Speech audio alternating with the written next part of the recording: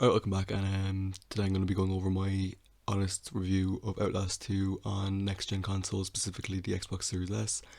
I'm going to start off by going out how it runs through the game, and then I'm going to be talking a bit about the game itself.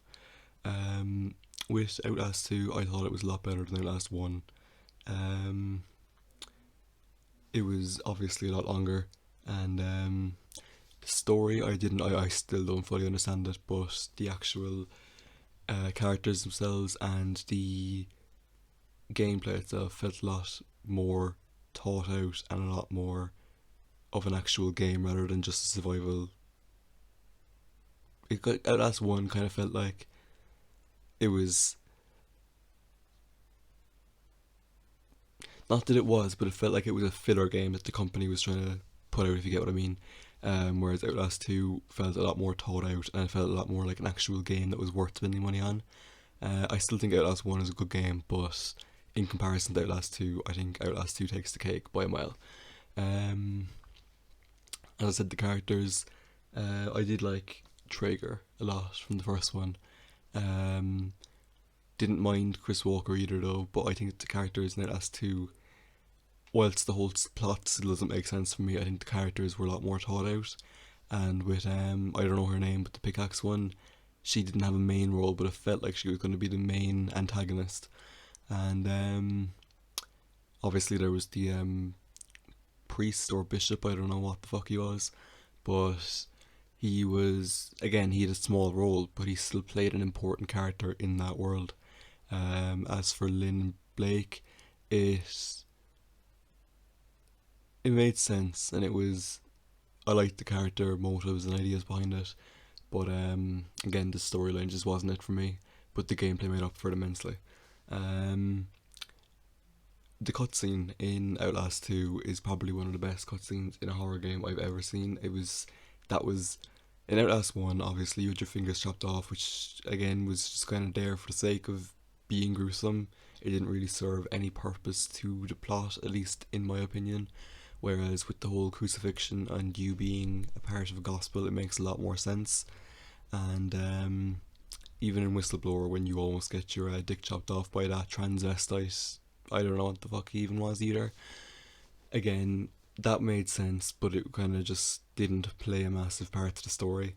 Um, Whereas the crucifixion made a lot more sense and it really opened up the story a lot, at least in my opinion. But um, going forward, I don't think there is anything else to really talk about to do with the game story itself. The gameplay, as I said, it felt a lot more smooth and a lot more thought out. They definitely made sure in comparison to Outlast 1. Sure, in Outlast 1 you could actually jump through most of the walls, and sure, the world record for that is like 4 minutes or something.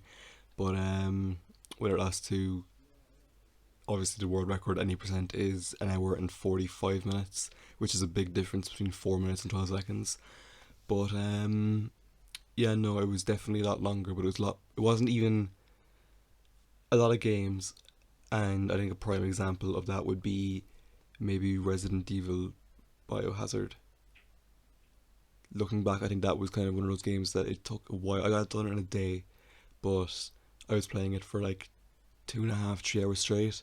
But at a certain point, it just kind of started feeling like it was a bit, kind of just started feeling like it was a bit tedious and boring. But with it as two, I didn't really feel much boredom playing it. It just felt like it was a good game all around, and there wasn't any point to it that made me feel like, okay, this is just dragging on way too long, because it all did play in nicely. But as for how it runs on the Xbox Series S specifically, I have to give a lot of credit to the quick resume feature. I do think that would help. I do think that helped me out massively, and it made picking up the game a lot more enjoyable. Because if you're one of those people who, you might have, like me, you might have a lot of games installed, but you might only play 4 or 5 of them a lot of the time, then the quick resume feature is something that you should really, really look at if you are looking to upgrade to next gen but don't know whether you want to yet or not. Because even without going to Outlast specifically, like I could play, I was playing a bit of San Andreas in between recording, and all I had to do was switch from Outlast to San Andreas, and I was in the middle exactly where I left off. And same with Outlast. I could literally just pick it up, go back into the game, just click record, and I'd be straight back into it with no hesitations. Um, that was really nice to have because I don't know if I would have been put back by a lot or not if I didn't do it. I don't know what the checkpoint systems are when you do quit the game and go back into it purely for the fact that I never actually had to deal with it. The only time the quick resume wasn't there is when I played a couple of games off camera, and the quick resume wasn't there because it was the sixth game or something, but purely because it was just after the crucifixion, whatever you say, whatever it is. It was right after that cutscene, so I didn't actually have to deal with any loss of progress because it was straight after there. I didn't continue anything from that. Um, as for graphics, I doubt there's any difference between last gen and next gen. It didn't look like there was anything specific to it, but in smoothness, yeah, it could just be the game, but it ran perfectly smooth for me. Never had any frame drops or lag or anything. It was just really consistent and smooth. Um, and if I were to recommend it, I would definitely recommend at least considering it. Um, but if you do get it, I do recommend going onto a site like G2A or an eBay or something like that. I got mine on an eBay for I think it was $7.99, which is a lot better than rather like I was either that or I could have paid €30 for it on the Xbox store itself. Um, but I am really just hoping that Outlast 3 is.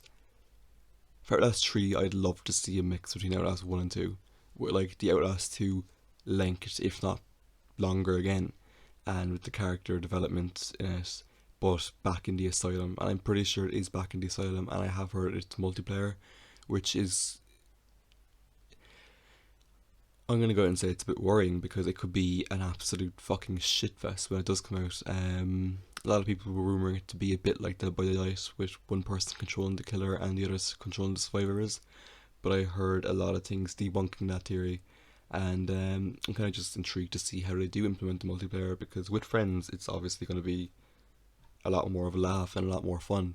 Um, I hope it's cross-platform play because I know a lot of my friends do have PlayStation while I'm on Xbox, and it would be nice to be able to play crossplay with that. But I don't think there's anything else to say about this. This is only supposed to be a short video anyway. It wasn't supposed to be anything long. Um, this is just my simple review of the game and how it ran on next gen console, and that's definitely gonna be it for now. And if you do like the video, I will be having. I think I'm going to try and get it up for today as well. I'm going to have the medium, my first playthrough of that. I don't know if I'm going to do a full playthrough or not. I don't know what the game's going to be like. But if I do enjoy it, I'm definitely going to keep making videos on it the same way I did with Outlast 2.